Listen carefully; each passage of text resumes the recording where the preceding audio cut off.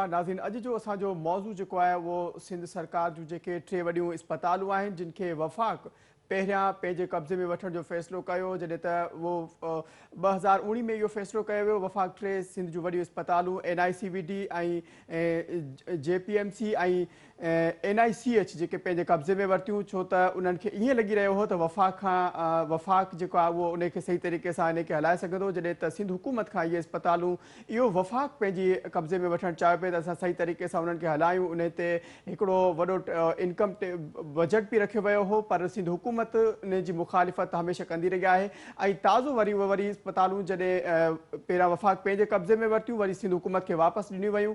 हाणे उन जो छा सबबु थी सघे, छो त पहिरियां वफ़ाक़ वरितियूं पाण कब्ज़े में, वरी सिंध हुकूमत खे ॾियो। हाणे वरी ताज़ो हिकिड़ो नओं फ़ैसिलो आयो आहे त सिंध हुकूमत जी इजाज़त खां बग़ैर हिकिड़ो नओं नोटिफिकेशन जारी कयो वियो आहे, जंहिंमें सिंध जूं इहे टई वॾियूं इस्पतालूं वफ़ाक़ पंहिंजे कब्ज़े में वठणु चाहे थो, जॾहिं त सिंध हुकूमत जो इन ते रद्दअमल साम्हूं अची चुको आहे त हिकु नोटिफिकेशन जे जारी करण सां इस्पतालूं उन्हनि जे हवाले नथियूं थी सघनि। असांखां इजाज़त न वरिती वई आहे। इहे इस्पतालूं असांजे अंडर में रहंदियूं, असां इन्हनि इस्पतालनि खे हैंडओवर करे रहिया आहियूं, असां सही तरीक़े सां इन्हनि खे संभाले रहिया आहियूं। वफ़ाक़ जेको आहे उहो असांजे कमनि में मुदाख़िलत न करे। नाज़रीन, इन समूरी सूरत हाल ते असां ॻाल्हि ॿोल कंदासीं।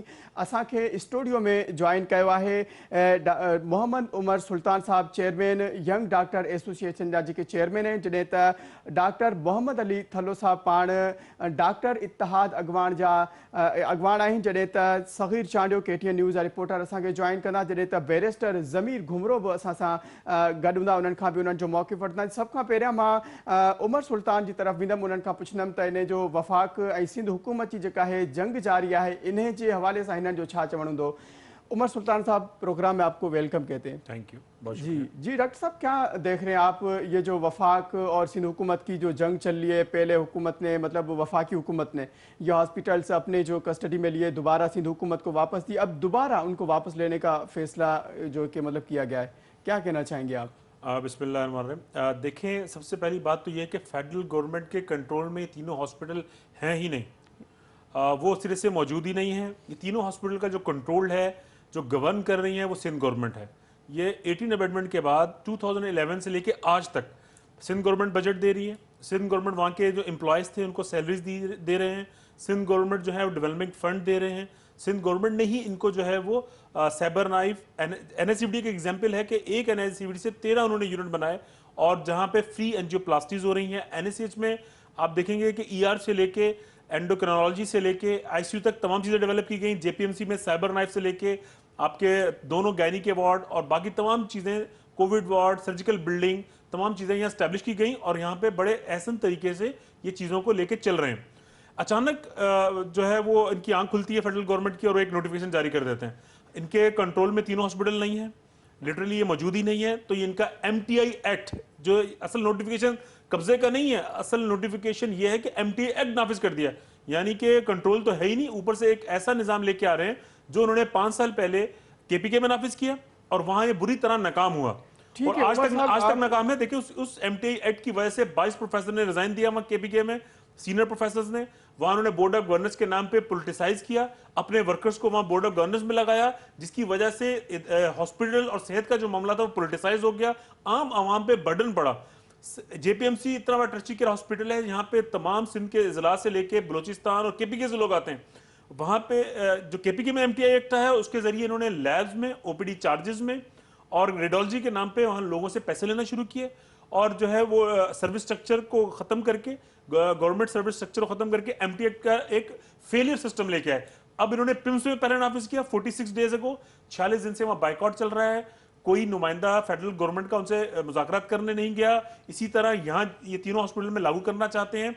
मैं चेयरमैन YDSN आज आपके तवज्जो से ऐलान करता हूं कि हम नहीं चाहते कि हम यहाँ बाइकआउट करें, हम नहीं चाहते कि OPDs OTs का बाइकआउट करें और पेशेंट जो है सफर करें। हम सर्विस कंटिन्यू करेंगे, लेकिन अगर इन्होंने जबरदस्ती की, MTI एक्ट नाफिज करने की कोशिश की, तो हम बाइकआउट का जो ऑप्शन है उसको अवेल करेंगे। ठीक है उमर साहब, मैं आपकी तरफ दोबारा आऊंगा। डॉक्टर मोहम्मद अली थल्लो साहब ना विंदम, उन्हनि खां उन्हनि जो मौक़िफ़ वठंदम। जी डॉक्टर साहब, अस्सलाम वालेकुम। डॉक्टर मोहम्मद अली साहब, अस्सलाम वालेकुम। वालेकुम सलाम जी, आवाज़ जी अचे थी? डॉक्टर साहब तव्हांखे प्रोग्राम में भली का चवंदा छा कीअं था ॾिसो वफ़ाक़ जेको सिंध जे NFC अवार्ड जा पैसा न ॾेई रहियो आहे हाणे उहे सिंध जूं वॾियूं इस्पतालूं हलाइण जो जेको आहे सो नोटिफिकेशन जारी कयो छा था सम्झो छा इहो हलाए सघंदो टे वॾियूं इस्पतालूं?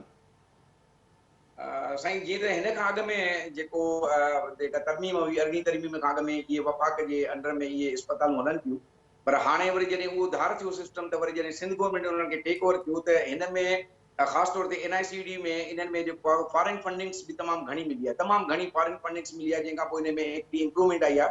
इहा सिर्फ़ु सिंध गवर्नमेंट जे रिसोर्सिस ते कोन पई हले, पर इन में कुझु जेको फंडिंग तमामु घणी मिली, पर उन में जेका मिस एप्रोप्रिएशन जेका माना हिन वक़्तु असांखे ॾिसण में पई अचे, ठीकु आहे पेशेंट्स खे तमामु घणो रिलीफ मिलियो आहे।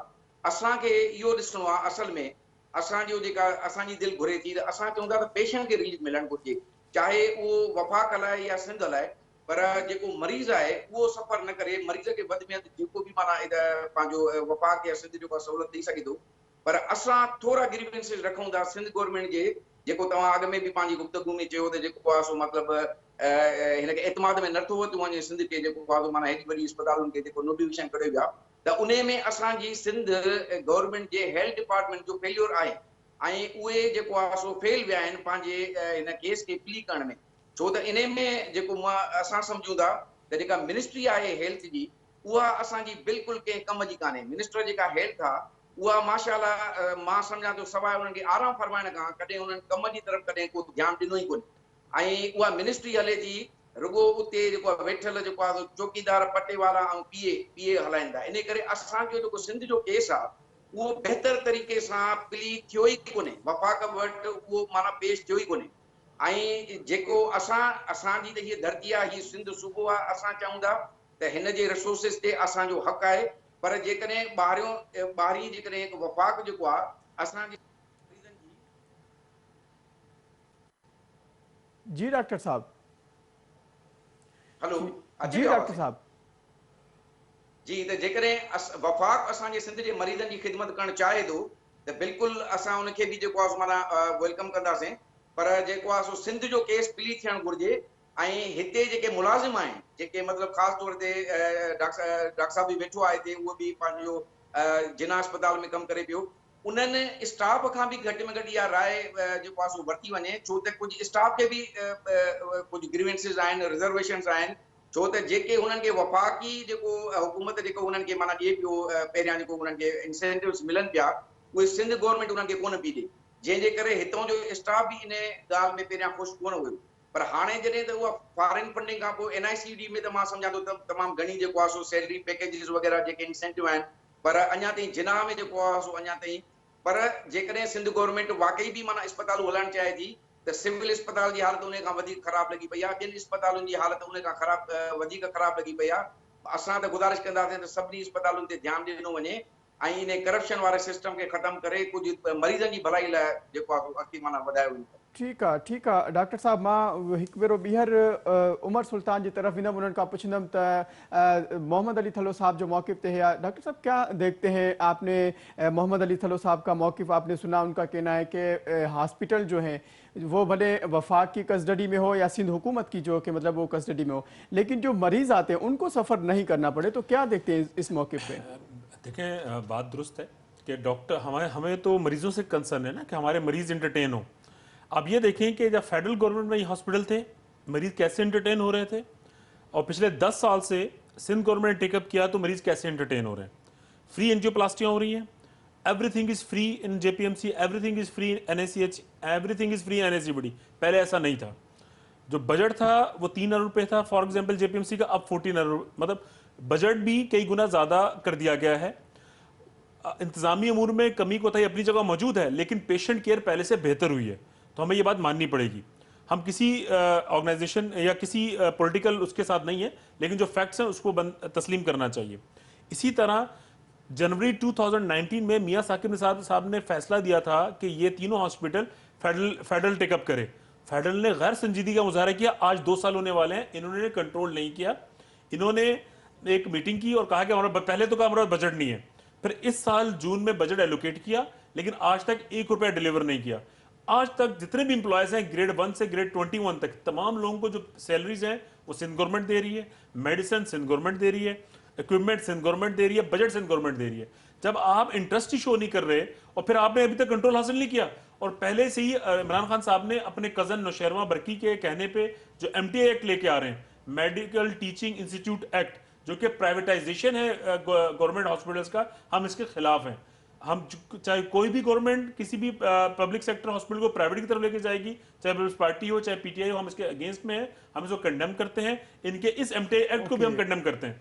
और जिस तरह सिस्टम चल रहा है उमर इसको चलने सुल्तान देना साहब, एक चाहिए। तरफ दोबारा मैं आपकी तरफ आऊंगा, शिकबेरो बीहर डॉक्टर मोहम्मद अली जी तरफ वेंदुमि, उन्हनि खां पुछंदुमि कि इन समूरी सूरत हाल ते उन जो वधीक छा चवणु आहे।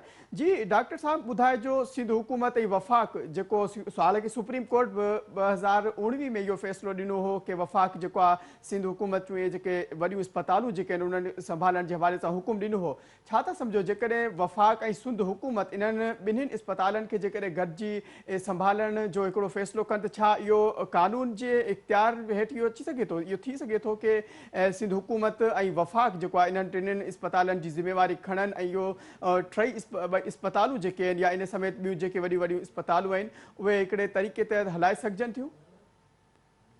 सर इहा हिकिड़ी अंडरस्टैंडिंग त थी सघे थी पाण में, जेको आहे वफ़ाक़ ऐं सूबनि जी। बाक़ी जेको हिकिड़ो हुकुम आयो आहे कोर्ट जो, उन जे तहत त शायदि इन में तब्दीली न अची सघे। पर मां जीअं त बार बार इहे ॻाल्हियूं कुझु रिपीट हिते थियनि पियूं त जेको आहे सो माना NICUD जी या NIC जी या जेका जिनाह जी जेको आहे सो माना कारकर्दगी बहितर थी आहे जॾहिं खां सिंध गवर्नमेंट में, त मां इहो ई अर्ज़ु कयो त जॾहिं इहे वफ़ाक़ जे अंडर में हुयूं त इन्हनि खे फॉरेन फंडिंग कोन हुई। फॉरेन फंडिंग इन्हनि खे मिली आहे हाणे जॾहिं फॉरेन फंडिंग मिली आहे त इहो सॼो जेका इम्प्रूवमेंट आई आहे इन में को सिंध गवर्नमेंट को पंहिंजो कारनामो कोन अंजाम ॾिनो आहे। मूंखे तव्हां हिकिड़ी इस्पताल सिंध जी ॿुधायो जेका सिंध गवर्नमेंट जे अंडर में हुजे ऐं उहा मॉडल इस्पताल हुजे जेका माना ॿियूं हिननि खां अलावा जिन खे फंडिंग मिले।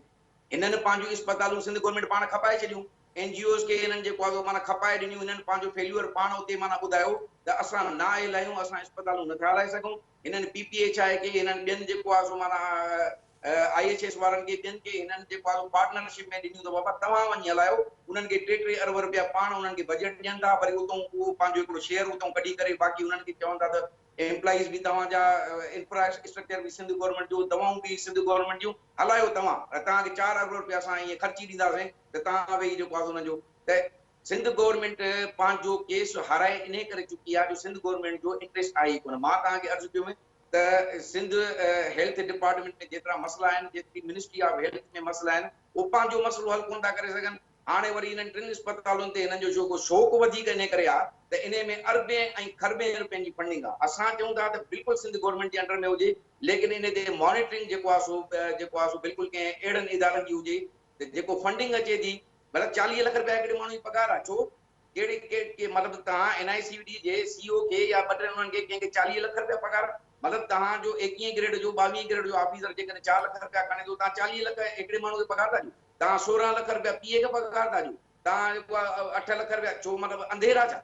इहे मरीज़नि जे करे तव्हांखे पैसा था मिलनि सही। इहे तव्हांखे जेका USAID वारा या ॿिया जेको आहे NGOs तव्हांखे पैसा थियूं ॾियनि, ॿियो कोई तव्हांखे पघारुनि जे लाइ पैसा ॾियनि था तव्हांखे पैसा त। ऐं उन खां पोइ तमामु घणी उन में बि क्वेश्चन, हाणे असां उहो सब्जेक्ट कोन्हे, जेकॾहिं तव्हां इहो इन सब्जेक्ट ते असां चऊं हा न त केड़ी करप्शन आहे सिंध गवर्नमेंट में, जेको आहे सिहत खाते खे खाई निपुड़े विया आहिनि। असां त रड़ियूं करे करे छिता थी पियाऊं, पर हाणे सब्जेक्ट तव्हांजो इहो आहे त भई वफ़ाक़ ऐं जेको आहे हुन में ही इस्पतालूं हलणु घुरिजनि। त असांजो इहो बिल्कुलु आहे, असांजी दिलि जी ख़्वाहिश आहे त सिंध गवर्नमेंट हिननि खे हलाए, लेकिन ईमानदारी सां हलाए।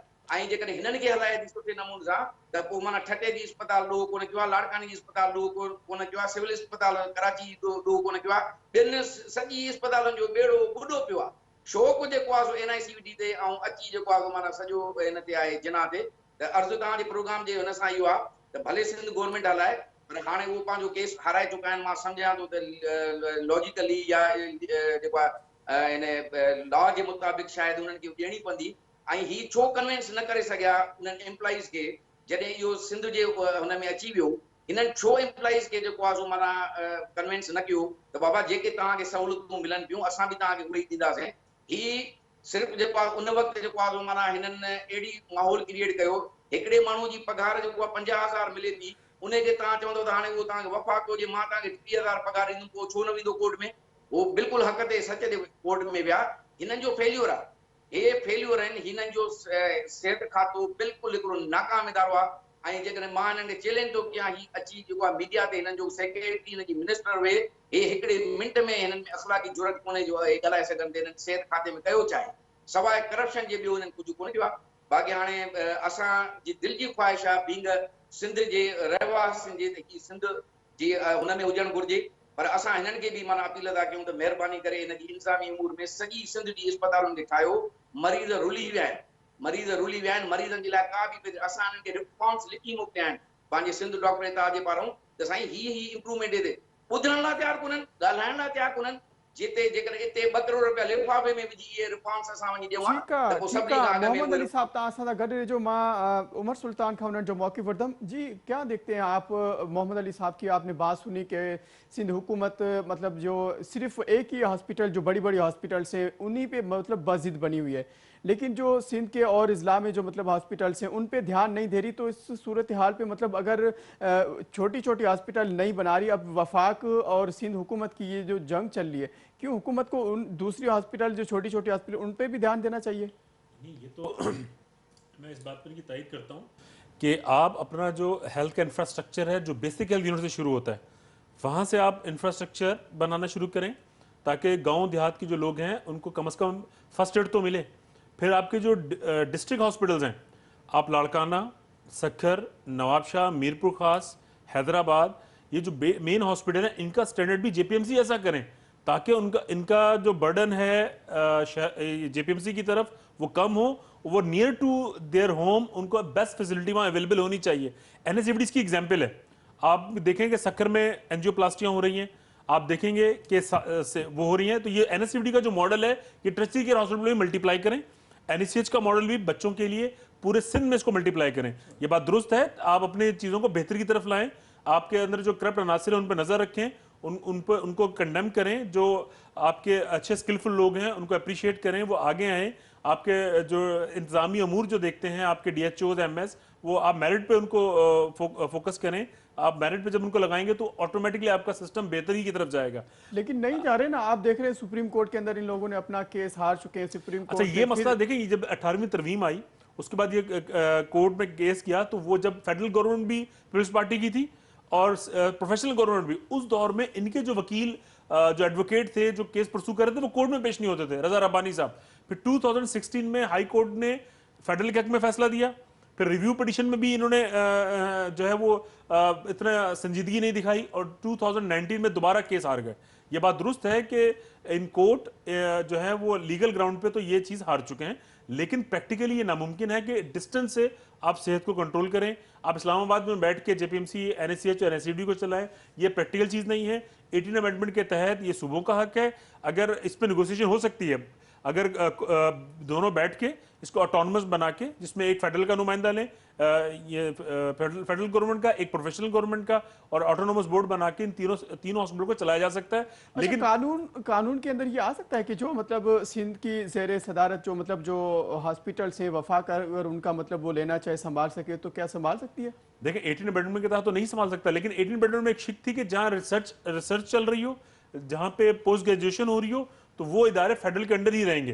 तो उसमें कुछ इस बिहाफ पे तो मियां साकिब निसार साहब ने वर्डिक्ट दिया, लेकिन चूंकि यहाँ से प्रैक्टिकली इम्पॉसिबल है, और अब चूंकि इनकी जो एफिशिएंसी है सिंध गवर्नमेंट की इन 3 हॉस्पिटल, पर्टिकुलरली इन 3 हॉस्पिटल के बारे में, वो ज्यादा बेहतर है, पेशेंट केयर बेहतर हुई है।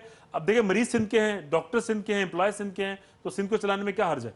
नथिंग। नहीं चला पा रहे ना, वो नहीं चला पा रहे। सिंध हुकूमत मतलब वो सुप्रीम कोर्ट के अंदर अपना केस हार चुके, फिर सुप्रीम कोर्ट केस को हारे हुए भी हुक्म दिया। केस को हारे हुए 2 साल हो चुके हैं। जनवरी 2019 की बात है, ये 2021 है। आज तक तो फेडरल गवर्नमेंट टेकअप नहीं किया, आज तक तो इन्होंने बजट कहीं इन्वेस्ट नहीं किया।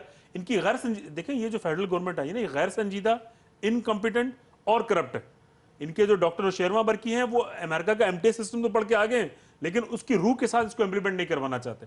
अगर उस रूह के साथ इंप्लीमेंट होगा तो बेहतरी आ सकती है, लेकिन जो सिस्टम यहाँ, ये डेवलपिंग कंट्री है, ये डेवलप कंट्री नहीं है कि हर बंदा इंश्योर्ड है।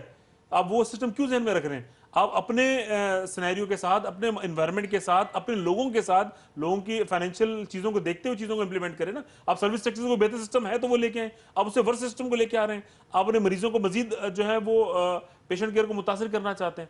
मतलब हम तो इनके जो MTA एक्ट है उसके भी खिलाफ हैं।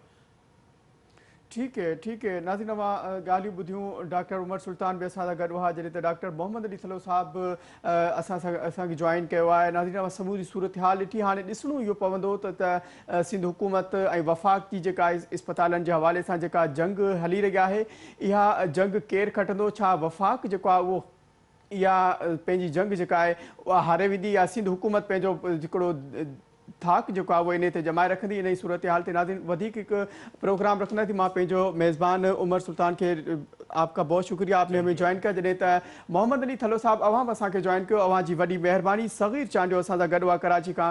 सग़ीर, अवां जी वॾी महिरबानी। नाज़रीन, इन सां गॾु अॼु जो प्रोग्राम पंहिंजी पुॼाणी ते पहुतो। पंहिंजे मेज़बान मंज़र अज़ीज़ खे ॾींदा इजाज़त। अस्सलामु अलैकुम।